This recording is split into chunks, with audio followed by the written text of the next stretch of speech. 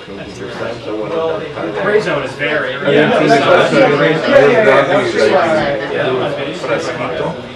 I think these are the Italian. So I open it in my sleep and I stop 1 p.m.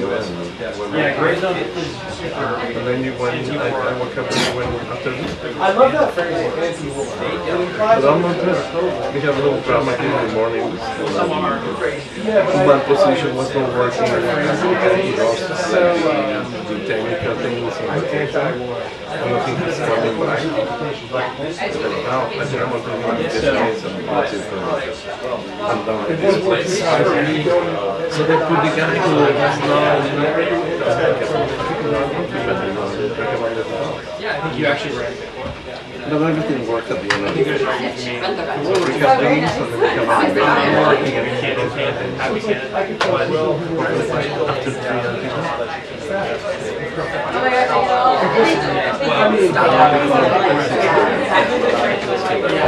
Oh, I see.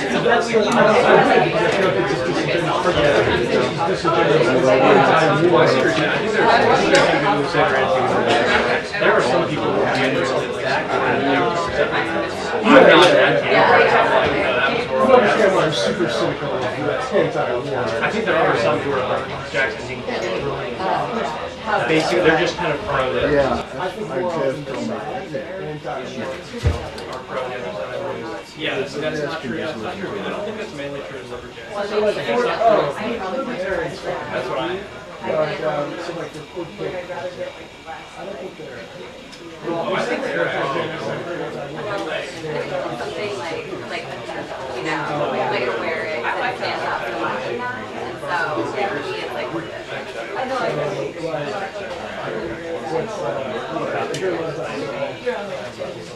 yeah, I know. That's the one problem too. So that's why I don't,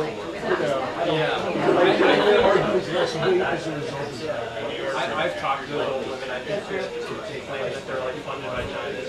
No. Okay, You don't need to be funded. You can just be videos. Tom Collins. I feel like they're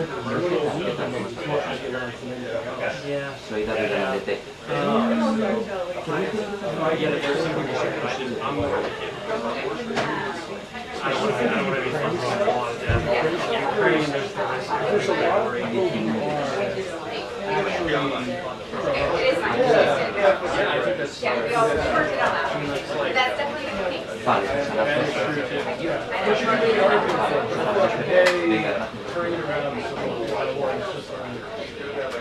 Yeah, there's both. I don't know, are you a Tucker? I'm unsure. I feel like he's an opportunist. Because he's been all over the spectrum. He's also as long as I can get a shot here. Yeah. He's raised single dad. He's extremely from a family of privilege. He's to work a day. Should work. That's all right. There's not going to be any that's normal reading. So, because I took boxes. It's easier for you and it's easier for me. And we all win.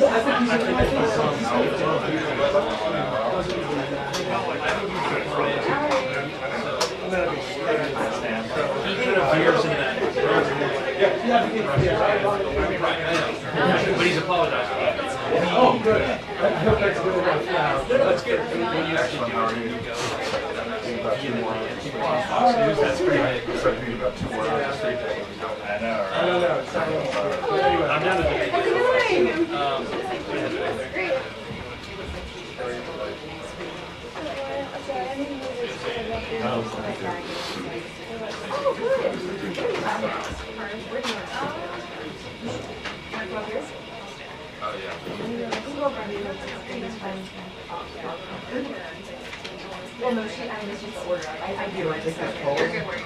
Sure, yeah.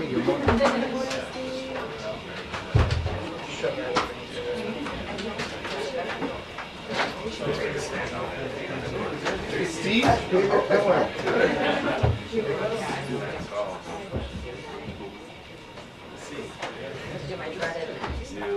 It's going to be everywhere. They're all going to watch you. Everyone's going to be super judgy.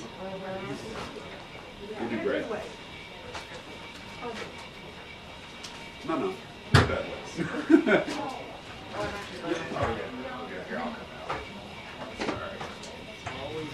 How's your weekend? It's good. I got married on Friday. Oh. Yeah, it's okay. I'm sorry.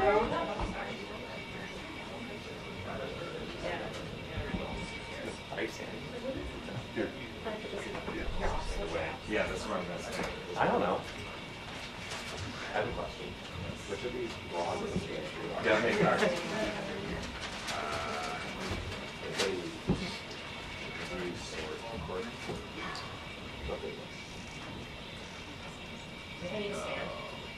You might need to. Does she need to hop up on the box? I can. Yeah, I hear you, but.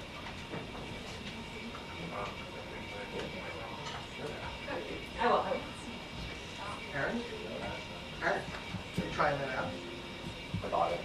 I'm free afterwards. No, what anything? Are you gonna say baby tomorrow? I'm thinking about it. Hey, Griffin. Please don't fall. You got it. You're gonna do great. We believe in you. Starting with one. You see they're raising the price. My Live on it. understanding is that it would be. But if you're buying more, we'll talk later. Hi, yes I can. Gotta wait for all the I'm Yeah. nervous. I think so. Ugh.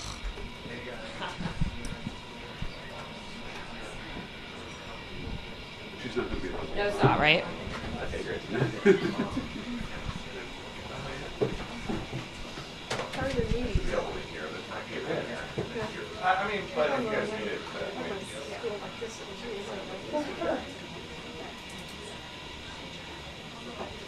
thank you. You know, who I stole it from? I'm looking at the real cam, right? Yeah. Yeah, the one that says CNN. Yeah.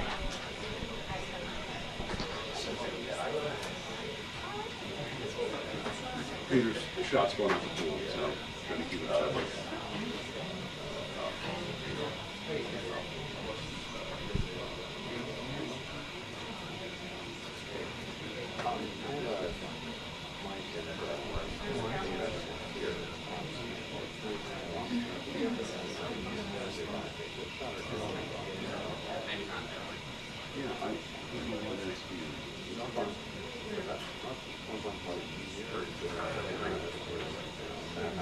I thought you were talking about the tripod. I mean, no one's talking about that. It's Lydia.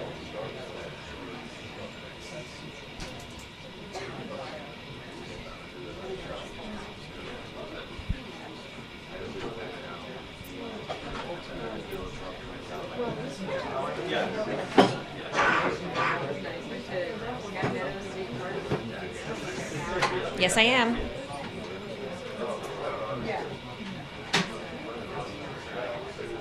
Did you not hear me? 1, 2, 3, 4, 5, 6, 7, 8, 9, 10.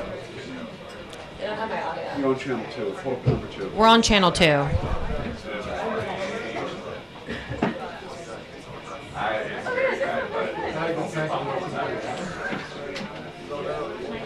got you now. I don't know. Do you guys hear me now? Channel 2.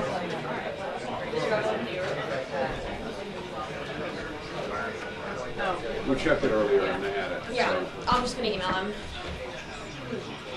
we had to split it because channel 1's going to 2.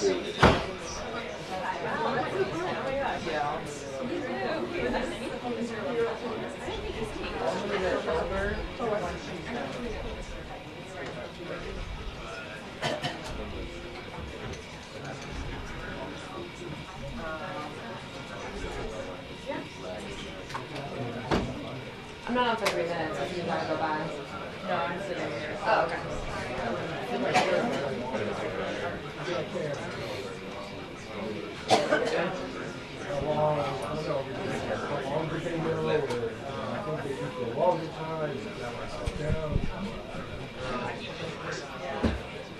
Let me know if they're not hearing you say.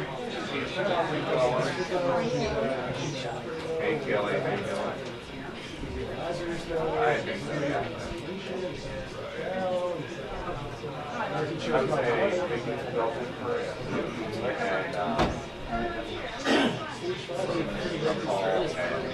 Will you give me a mic?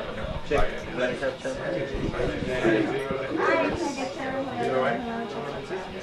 beautiful.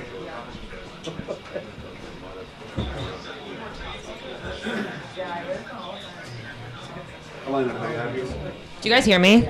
Did you get me on channel 2? Yeah. Okay, thank you.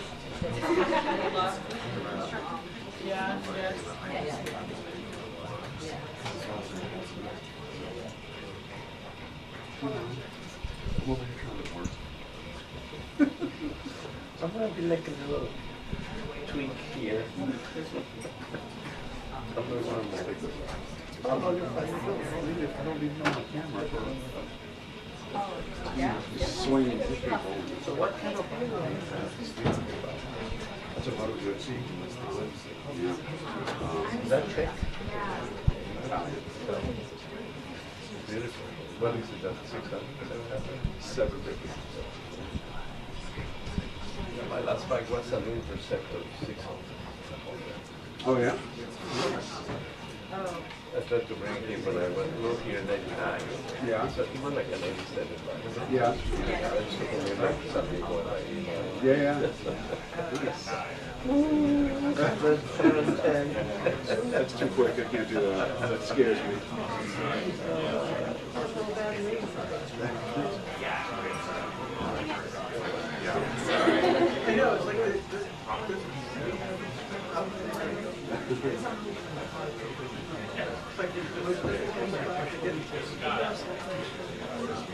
No?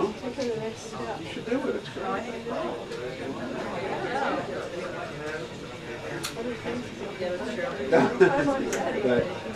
that I understand. Every time I go out and look at the bike, come on camera. No. It's too fancy. Very fancy. Yeah, look, there's a lot of pressure, John, on this phone call with Russian President Vladimir Putin at 10 a.m. As you mentioned, he'll also speak, President Donald Trump, with Ukrainian President Volodymyr Zelensky shortly thereafter. But there's no question that Trump administration officials and even the president himself have grown increasingly frustrated with Putin in recent weeks. And really, I think a key goal today with this phone call is to decide whether or not a deal is still viable. Now, we did hear the president this weekend kind of express optimism. He also said that he believed he needed to sit down or at least have a direct conversation with the Russian president to determine what a path forward could look like. But all of this, these calls today come after we know that, one, as you mentioned, Ukraine is now accusing Russia of launching its largest drone attack on its country since the war began. It also comes after Putin did not show up to Turkey for a meeting that he actually proposed in the first place. Instead, Zelensky and Ukrainian official representatives met with Russian representatives there. And then we also know that Zelensky met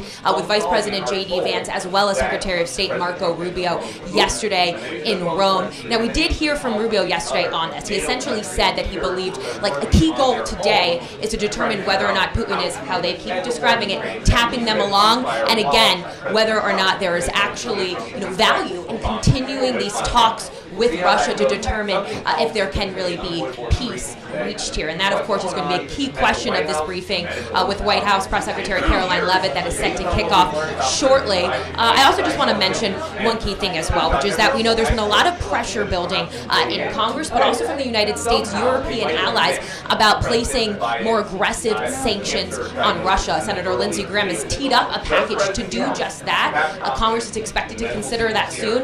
And I think a key question is, if today's call does not go well, how will President Donald Trump react? Will he support such a move? A lot riding on these calls today, John.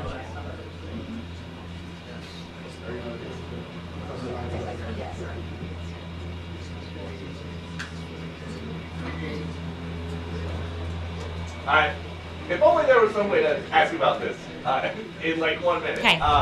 We know that you put out a Truth Social, just saying that he hopes that everything is okay, but we don't know about any phone calls. Okay, cool. Yeah, just let me know. I'll have my phone and I can pop right back up for the same shot. Okay, thanks. Yeah.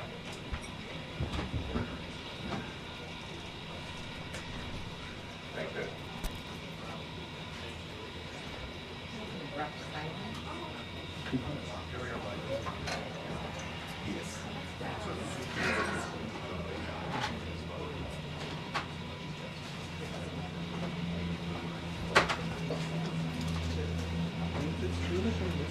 Nice working.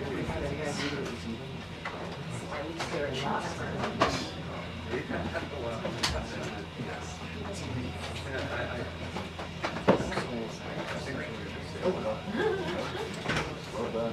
You were here.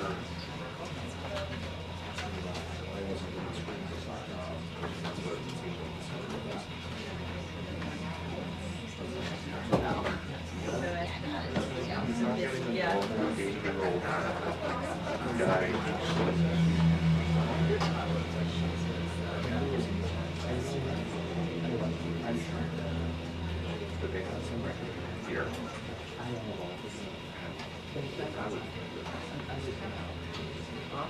How are you doing?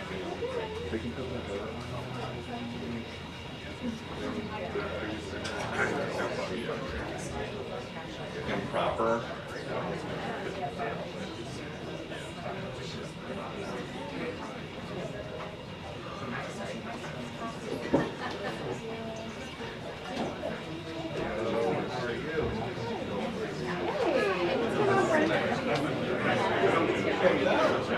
No, I think you're seated. It's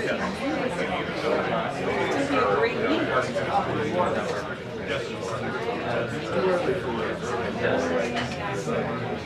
That works.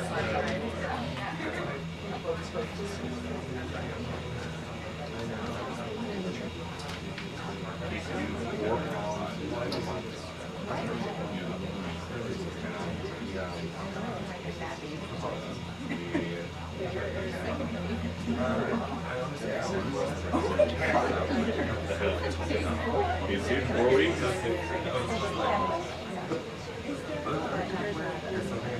No, I know.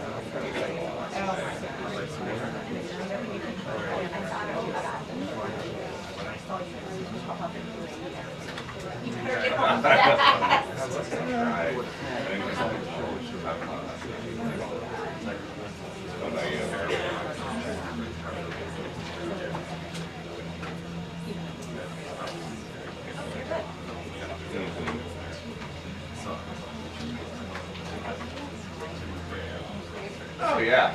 Oh yeah. I know I was so tired last night. I meditated in Brookline.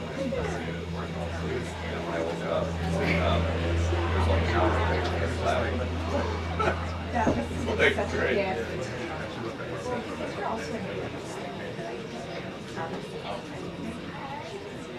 Yeah. Oh, yeah. And it's, you know how it is. There's not a ton of like there's no like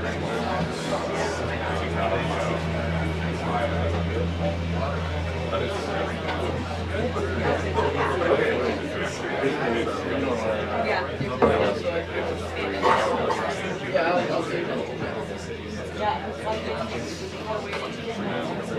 we have to just wonder, dude, because give me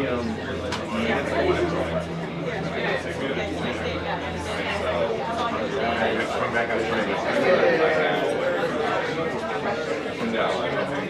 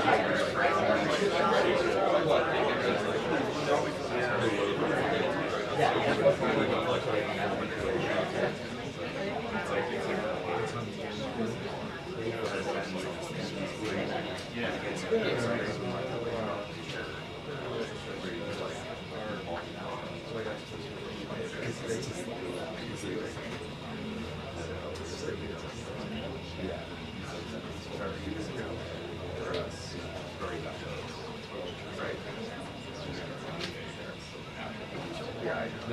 Somebody else is like, I put it in. Yeah. really young character.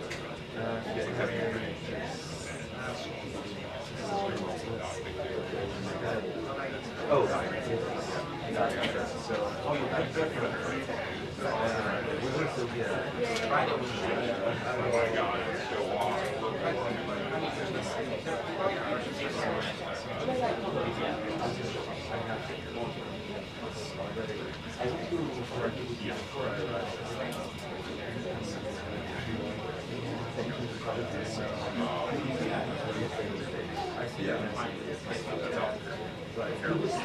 Two minutes until the briefing. 2 minutes until the briefing.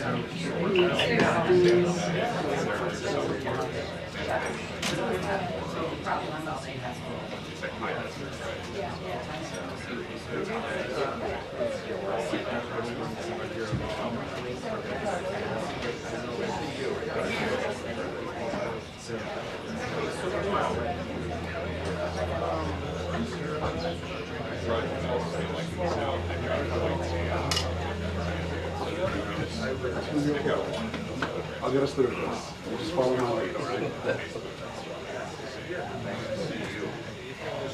I believe in you.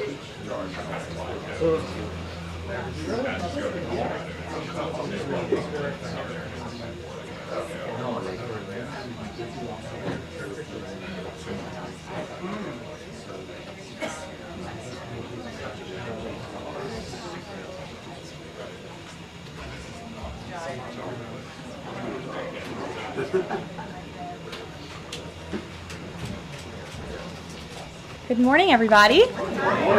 Thank you for joining us early today. We have a very busy day, so we wanted to kick off the week right this morning after a great trip last week. It's good to see all of you back in Washington. This afternoon in the Rose Garden, President Trump, alongside First Lady Melania Trump, will sign the Take It Down Act into law. First Lady Melania Trump was instrumental in getting this important legislation passed.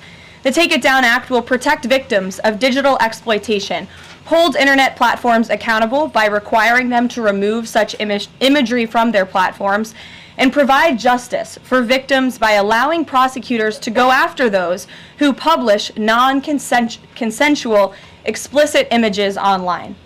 The First Lady met with members in the House and the Senate, survivors and their families, and advocates throughout the process to get this bill across the finish line.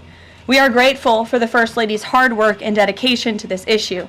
And moving forward, she will continue to champion the well-being of our nation's children through her Be Best agenda. I know the President looks forward to signing that bill into law later this afternoon, and we will see you all there. In other news, the One Big Beautiful Bill passed the House Budget Committee last night, bringing it one step closer to final passage.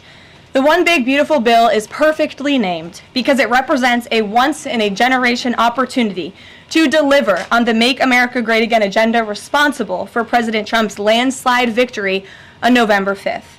The America First policies in this bill are the reason why Republicans currently have the majority in Congress right now. Passing this bill is what voters sent Republicans to Washington to accomplish. And that's why it's essential that every Republican in the House and the Senate unites behind President Trump and passes this popular and essential legislative package.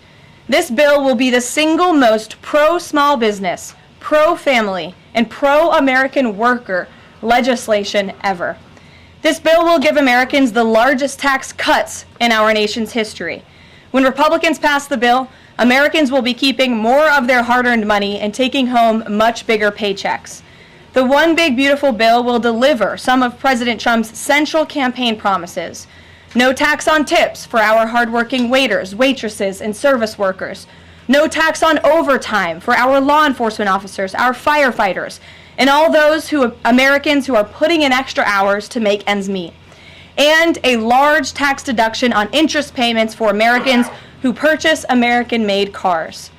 Despite desperate Democrat lies, the biggest beneficiary of this tax cut will be working-class Americans and their families.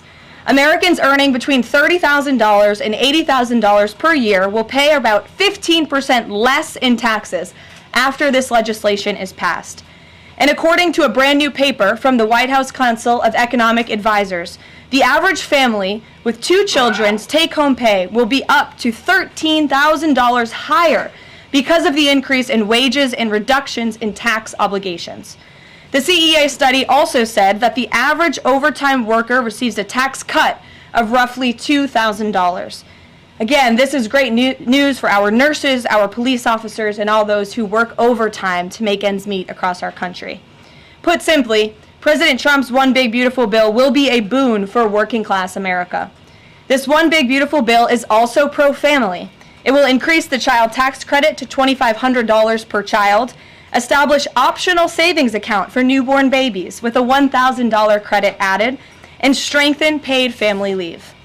This bill also delivers historic tax relief to America's seniors by allowing middle and low-income Social Security recipients to deduct an additional $4,000 in payments from their taxable income.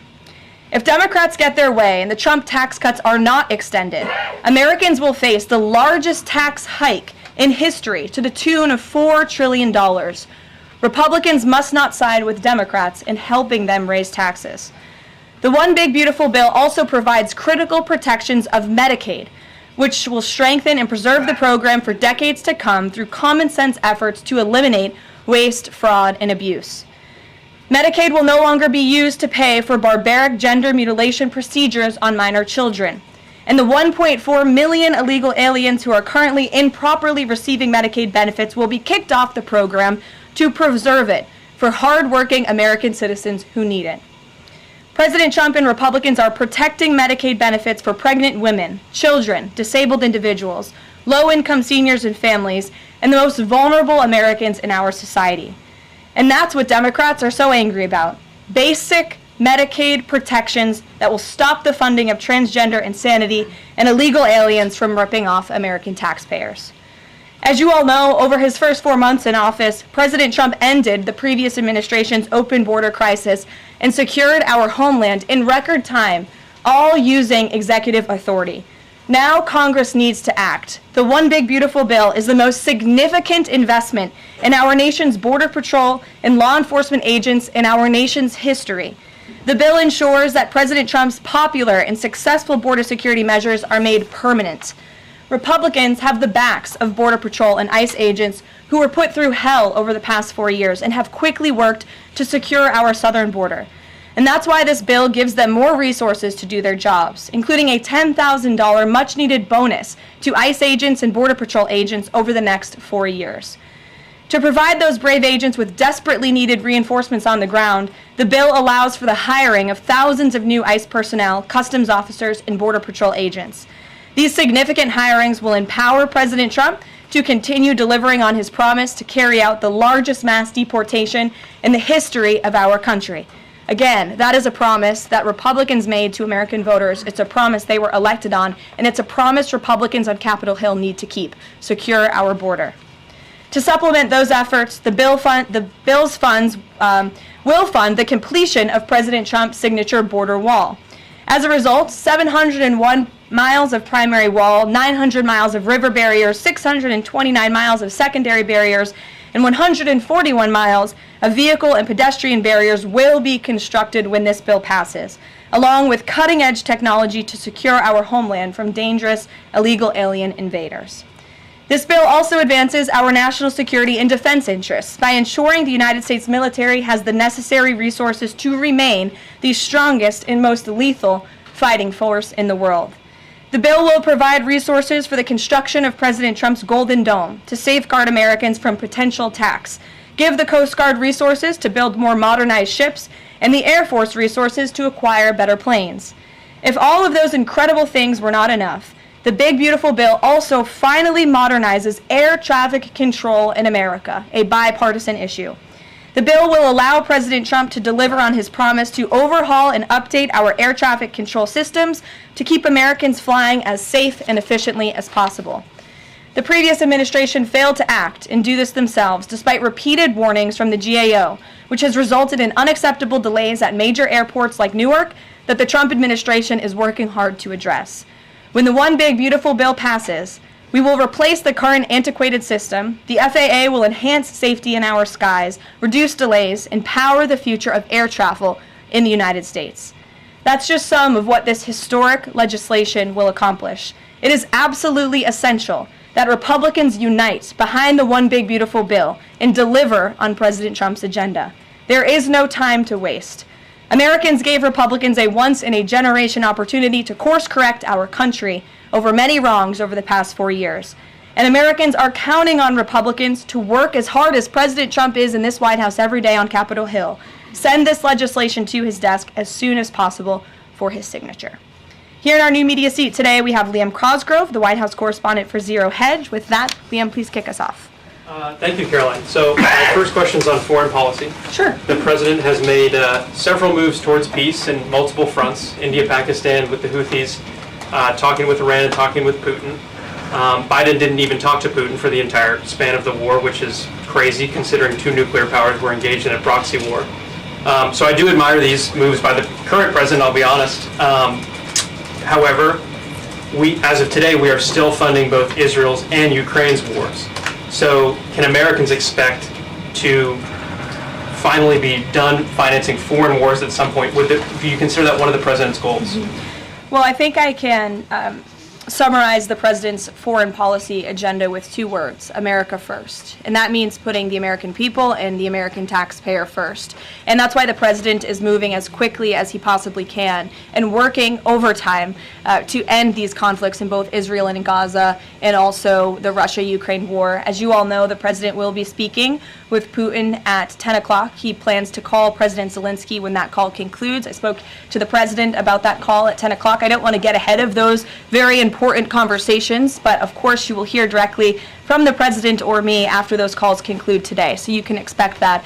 As for Israel and Gaza, the president continues to not only himself but his national security team engage in talks on both sides of this conflict. The president made it very clear to Hamas that he wanted to see all hostages released, and last week when we were flying out of town, there was great news on that front with the return of Eden Alexander, who is the last remaining hostage in Gaza. So to answer your question, the president is always thinking about the American people, the American taxpayer first. He wants these conflicts to end, not just to save money, but most importantly to save lives. Thank you. And my only other question for you is, so over the weekend, President Trump posted to Truth Social a video highlighting what most people call the Clinton body count, which is the strange number of suicides that seem to happen in Clinton circles. I have a headline here from the Washington Post that said, Trump peddles false conspiracy theories tying the Clintons to several deaths. So I just wanted to highlight real quick, this wasn't in Trump's video, but this is from the Arkansas Times, and it's the death of Mark Middleton, who was a former Clinton White House aide, who was found dead on a Clinton Foundation property. And I'll just quote from the Arkansas Times. Middleton apparently shot himself in the chest with a shotgun and also hung himself from a tree with an extension cord. So I have no idea how somebody commits suicide that way, but if the Washington Post is here, maybe you can enlighten us as to how that was actually a suicide. So anyways, that's just a lead into my question about the most famous Clinton-related suicide, which is that of Jeffrey Epstein. There's still a lot of questions around that case. You've released phase 1 of the Epstein files. What was missing from that is any connection to his ties to intelligence agencies, and that's really the whole story, that not just trafficking young girls, but doing it on behalf of intelligence agencies, and even potentially as part of a blackmail ring with potential ties to the Israeli government. So for phase 2, when can we expect it? Will it have information pertaining to those aspects of the Epstein case? I know the Attorney General has committed to releasing those files. I would defer you to the Department of Justice on her timeline, but when she has made a promise in the past, she has kept it, and I'm certain that she will in this case as well. Rachel. Thanks so much, Karoline.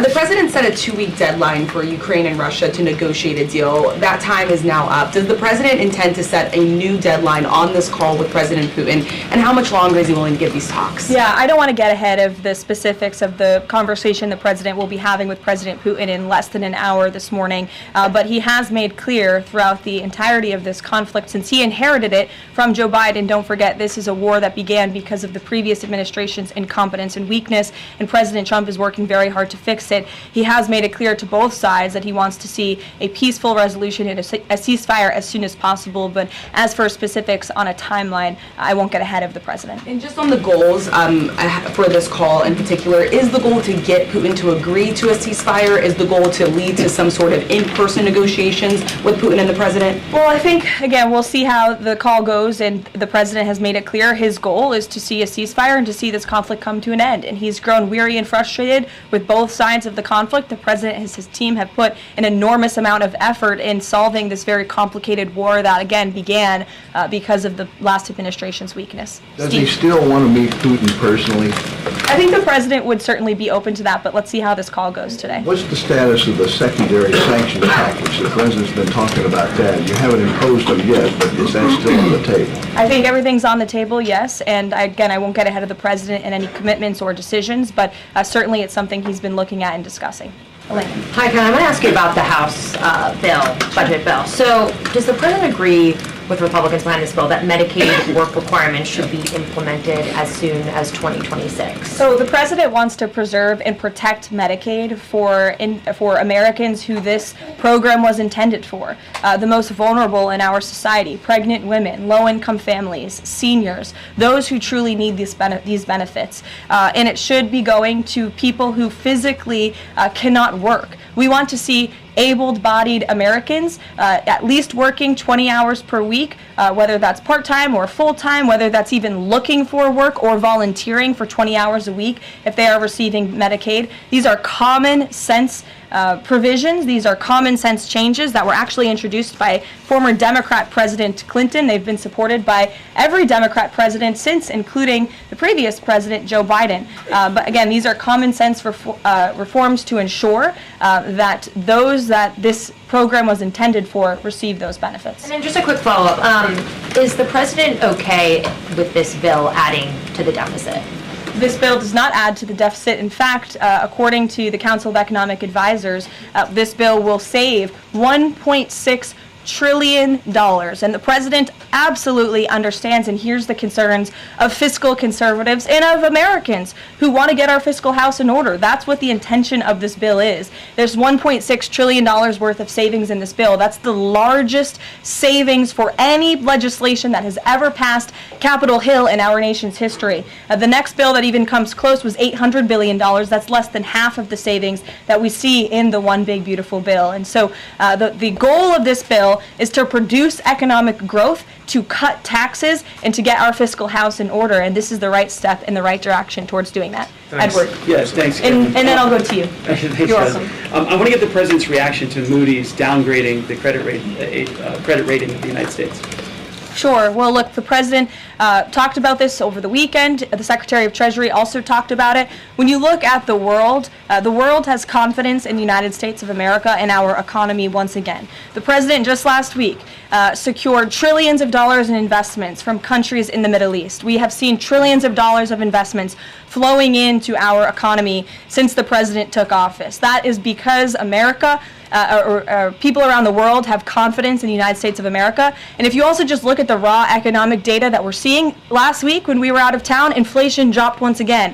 Oil prices are dropping, gas prices are dropping. The president has added nearly 500,000 jobs to the American economy already. So there's a lot of optimism in this economy, and the president disagrees with that assessment. And I want to ask you one more thing, if I could. On your Middle East trip, the United Arab Emirates is getting some of the most advanced AI chips, and there's agreements there. The UAE is the newest member of BRICS. Is there a concern from the president that those chips and the technology will pass through to China, India, Russia, and Iran?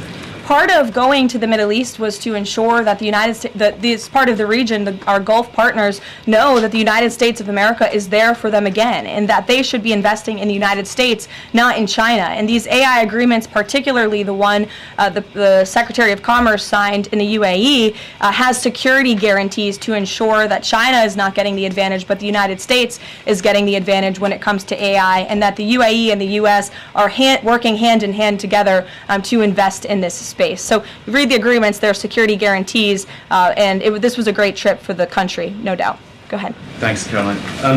Prime Minister Netanyahu of Israel has said today that Israel will take control of all of Gaza. Is that a goal that President Trump is comfortable with or that he supports? I'll have to talk to the president about those comments as they just came, I believe, from the prime minister this morning, and I'll let him speak on that. The president has made it very clear he wants to see this conflict in the region end. He wants all hostages to be released. He was pleased that Eden Alexander was returned home safely to his loving family. The president spoke with Eden directly while we were traveling to the Middle East last week. As for the prime minister's comments, I'll let the president himself respond to those. Sure. Two questions. One, how involved does the president intend to be directly in talking to House members about the bill over the next couple of weeks or the next week? Sure. Well, over the weekend, the president was in direct conversation and communication with the Speaker of the House. He's been very involved. He always is. He's willing to pick up the phone when he is asked to. So he'll continue to be very engaged in this process with both House members and his friends on the Senate side as well. And on former President Biden's cancer diagnosis, the president put out a very nice message on Truth Social. Has he talked to President Biden directly? Does he intend to call? What does he intend to say directly? Not to my knowledge. I don't believe they have spoken, but I'm sure the president would be open to doing that. I spoke to him last night about the former president's cancer diagnosis, and the statement that he put out was the initial reaction he had with me on the phone as well. Peter. Follow up on former President Biden. White House doctors may have missed the early stages of his prostate cancer. So is President Trump worried about the quality of care that presidents get here? Not as far as President Trump is concerned. The White House physician we have here is phenomenal, and the team of physicians that take care of the president, particularly at Walter Reed Medical Center, are great. The president had his physical recently, as you know. He had perfect results. He's in very good shape. I think those of you who traveled to the Middle East with us last week can attest to the president's endurance. And by the way, I will add, we returned home from a very long and tiring trip last week, and on Saturday, where was the president? In the Oval Office working all day. He doesn't stop, he doesn't quit, he's in great health, and he trusts his physicians. Two more things. Putin ghosted everybody at these peace talks last week. As President Trump phones him today to try to figure out an end to the Ukraine war, does he think that Putin is the good guy or the bad guy? I'll let the president speak on that conversation later. He's made his feelings about both sides of this war quite clear throughout it. He wants to see it end. And Annie, the last one, what does President Trump mean when he says that Taylor Swift is no longer hot? Look, he is speaking about Taylor Swift's political views and how perhaps it has impacted the support of the American public for her work, and I will leave it at that. Annie, go ahead. Thanks so much, Karoline. I'm just going back one more time to the White House Medical Office, because there seems to be some question about this with regard to President Biden's screening. Can you say whether or not President Trump is screened for prostate cancer as part of his physical? To the best of my understanding, he is, but we can certainly check in with the White House physician and go back and look at that physical report. And then just one other question. Recently, Stephen Miller at the White House made some comments about considering suspending habeas corpus. And I'm curious if there's any update on how the White House is exploring that option to enact the president's agenda. I don't have any update at this time, but I can check in with our Deputy Chief of Staff. Mary Margaret, go ahead. Thanks, Caroline. Given the ongoing revelations about the former president's mental acuity and how staff and media covered that up, especially with the release of this book, 2 days, I think, is there any interest in further scrutiny of Kevin O'Connor, the former president's physician? I'll let the president speak on that. I spoke to the president again about the former president's health diagnosis last night, and he wanted to extend his warmest wishes to the former president and his family. But as for any further action, I'll let the president speak on that first. Michelle. Vice President Vance's meeting with Zelensky. Can you share any more information on that? My understanding was it was a good meeting, a productive meeting, and we're grateful that the Vice President did it and that he also went to the Pope's first Mass in Rome. I also have an update on that. The Vice President passed along a letter to the Pope from the President and from the First Lady extending their warm wishes and inviting them to the White House as soon as they possibly can come. Michelle.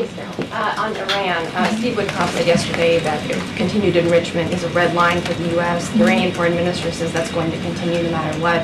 How committed is the U.S. to that red line, and what's the next step for the next round of talks? We are 100% committed to that red line. The President, Special Envoy Witkoff, Secretary Rubio have made that incredibly clear, not just to the American public, but also in those discussions that Special Envoy Witkoff has had directly with the Iranians. And the next round of talks?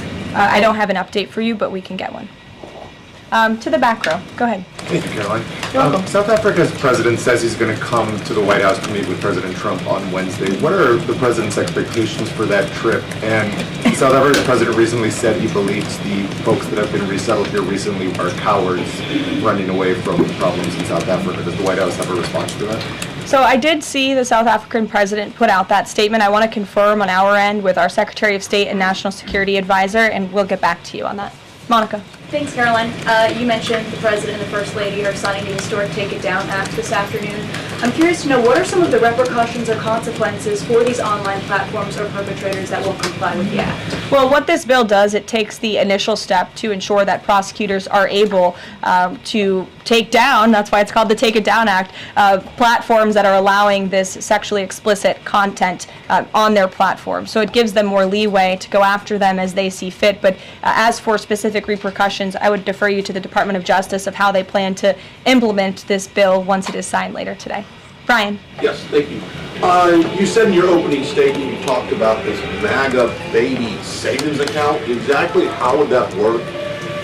Who would be eligible for it? I'm assuming women would be eligible for that. Yes, so one of the provisions in the One Big Beautiful Bill, as I said, this is a very pro-family piece of legislation. Not only does it increase the child tax credit, but it also includes MAGA baby savings accounts for children that are born before January 1st, 2024, under 8 years old, U.S. citizens, and have at least one parent with a valid Social Security number. And when this tax provision becomes law, the child, if the parents seek to do this, will be set up with a savings account. Essentially, it's a 401k for a newborn baby. And child's relatives, their parents, can contribute up to $5,000 per year of after-tax dollars annually to that account. And then later in the baby's life, at age 25, savings account holders can withdraw up to the full balance of the account. Upon reaching 30, the account holders can access the full balance of the account for any purpose desired. So it's a great initiative for new parents, new mothers who want to set up this savings account for their children. Ouija. Thank you, Caroline. President Trump and his top economic aides have repeatedly said that Americans will not pay the cost of tariffs. In fact, last week, Lutnick said people have to drop the, quote, silly arguments that consumers would pay the cost. But over the weekend, as you know, the president posted that Walmart should eat the tariffs and not charge the value customer anything. I'll be watching, and so will your customers. So does he acknowledge that if companies don't absorb the full cost, Americans will have to pay? Well, first of all, the CEO of Walmart made those comments about the tariffs on an earnings call where CEOs, I believe, are legally obligated to give the most dire warnings and forecasts to their investors and stakeholders. The reality is the president has always maintained, Chinese producers will be absorbing the cost of these tariffs. And that is why China was so quick to hustle to the negotiating table with the United States of America. They need our markets, they need our consumers, and I would again point you to the inflation report that came out last week showing that inflation is declining in large part because energy prices are dropping across the board in this country because of the president's robust energy agenda that he has taken since January 20th. So the president is committed to ensuring that prices remain low for American consumers, and he maintains the position that foreign countries will absorb these tariffs. What does he mean by "I'll be watching" to Walmart? He'll be watching, seeing what they're doing. Jennifer. On the gift plane from Qatar, 3 things. Is there a timeline for the U.S. receiving that plane? Do you know how long it will take to retrofit the plane to presidential standards? And thirdly, has the intelligence community, security folks, have they weighed in on whether that plane can actually be secured to presidential standards? I'm glad you brought up this question because I was watching the American press spew a lot of misinformation about the plane donation last week when we were abroad. Let's be very clear. The government of Qatar, the Qatari family has offered to donate this plane to the United States Air Force, where that donation will be accepted according to all legal and ethical obligations. It will be retrofitted to the highest of standards by the Department of Defense and the United States Air Force. This plane is not a personal donation or a gift to the President of the United States. And everyone who wrote that last week should go and correct their stories, because this is a donation to our country and to the United States Air Force. As for a timeline, because it is the United States Air Force that is accepting the plane, I would defer you to them for specifics, because the President, frankly, has nothing to do with it. It's the Air Force's project to take on. Sure. Elizabeth. Thanks so much, Caroline. Did the president call fiscal conservatives who were hesitant to vote for the big, beautiful bill? And if so, what did they say? What did he say? I don't reveal the president's private discussions unless he gives me the liberty to, but he has been engaged in this process. He spoke to the Speaker of the House, and he will continue to make those phone calls if it's necessary for him. Sure.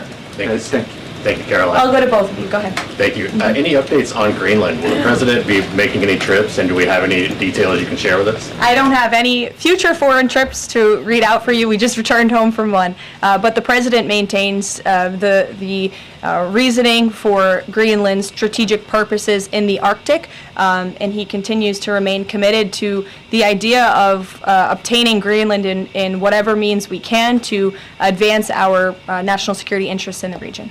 Sure. Thank you, Caroline. I have a question. Was Lebanon part of the discussions during the Middle East tour, and did you meet with any Lebanese representatives? To my knowledge, the president did not meet with any representatives from Lebanon, although he did talk about the election that they recently had there and how he hopes that Lebanon can come to a more peaceful place in their country, and that we drive out Hezbollah, Iranian-backed Hezbollah proxies in Lebanon to ensure peace and prosperity in that country and also for the greater Middle Eastern region. And I would just add to that before I wrap up, because the president's call will begin in a few minutes. The president's historic tour to the Middle East last week truly reset our foreign policy agenda in that region. I think actually, in fact, the Washington Post had a headline, President Trump remakes U.S. foreign policy in the Middle East, and that's absolutely true. He took a courageous and bold step to lift sanctions on Syria. He strengthened our ties with our Gulf partners, and he put Iran into a very difficult position because the United States of America is back. And I will summarize the president's trip with an anecdote that I heard directly from a member of one of the foreign delegations. I asked him how hopeful their country was when they learned President Trump won the election. And he told me when President Trump won the election, it was like the lights turned on in a dark room. For the past 4 years to the rest of the world, America was dark. We were unresponsive. We did not pick up the phone. We did not return calls. All of that has changed under the leadership of this president. And I think the world saw that last week with this historic and wildly successful trip. And the work continues. The president will be speaking to President Putin at 10 a.m. and we'll have a readout for you after that call. And we'll see you in the Rose Garden at 3 o'clock. Thanks, guys. Thanks, Caroline. Thank you, Caroline.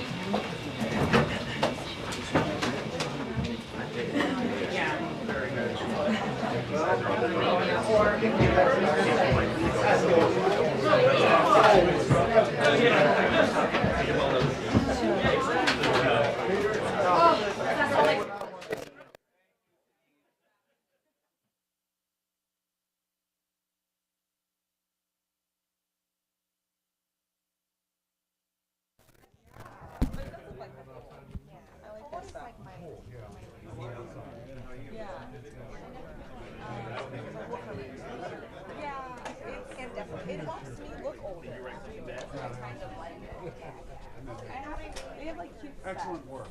Thank you. So much. I was very impressed.